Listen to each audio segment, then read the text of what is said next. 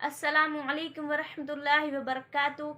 Welcome to my YouTube channel Learn to Islam. So it's my first video on YouTube. Please subscribe my channel and press the bell icon. So let's start.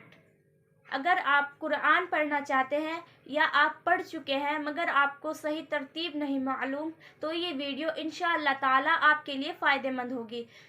تو شروع کرتے ہیں. اسے نورانی قاعدہ کہتے ہیں. یہ آپ کو کسی بھی اسلامک بک ڈپو یا کتب خانے سے مل جائے گا. تو اب شروعات کرتے ہیں.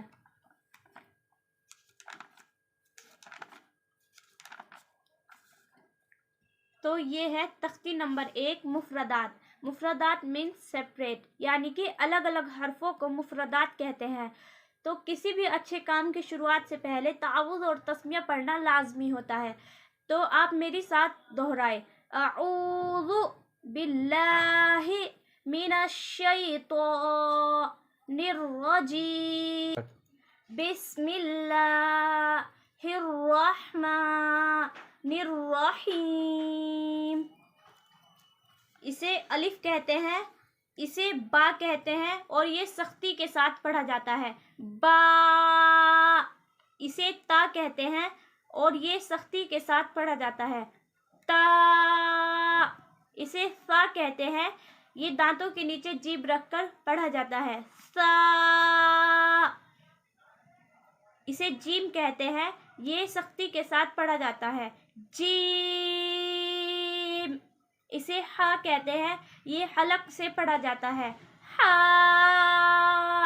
اسے خا کہتے ہیں, یہ پر یعنی کہ موٹی آواز سے پڑھا جاتا ہے. خا. اسے دال کہتے ہیں, یہ سختی کے ساتھ پڑھا جاتا ہے. دال. اسے غال کہتے ہیں, یہ دانتوں کے نیچے جیب رکھ کر پڑھا جاتا ہے. غال.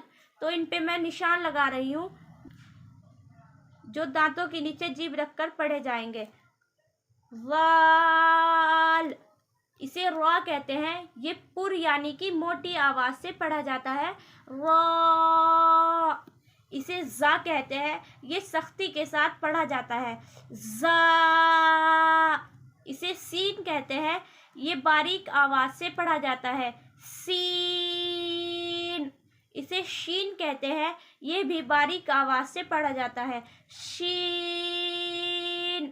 اسے صاد کہتے ہیں, یہ پر یعنی کہ موٹی آواز سے پڑھا جاتا ہے. صاد. اسے ضاد کہتے ہیں, یہ بھی دانتوں کے نیچے جیب رکھ کر پڑھا جاتا ہے. ضاد. ناٹ ضاد. ضاد. اسے تو کہتے ہیں, یہ بھی پر آواز میں یعنی کہ موٹی آواز میں پڑھا جاتا ہے. تو.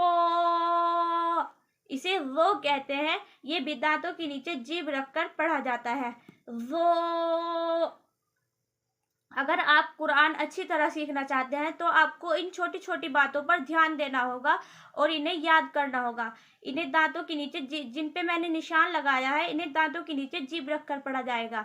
وہ نہ کہ زو. اسے آئین کہتے ہیں, یہ حلق سے پڑھا جاتا ہے. آئین. اسے غین کہتے ہیں, یہ پر پڑھا جاتا ہے. غین. اسے فا کہتے ہیں. فا. اسے قوف کہتے ہیں, یہ پر یعنی کہ موٹی آواز سے پڑھا جائے گا. قوف. اسے کاف کہتے ہیں, یہ باریک پڑھا جائے گا. کاف. اسے لام کہتے ہیں, یہ بھی باریک پڑھا جائے گا. لام. اسے میم کہتے ہیں, یہ بھی باریک پڑھا جائے گا. میم. اسے نون کہتے ہیں, یہ بھی باریک پڑھا جائے گا. نون.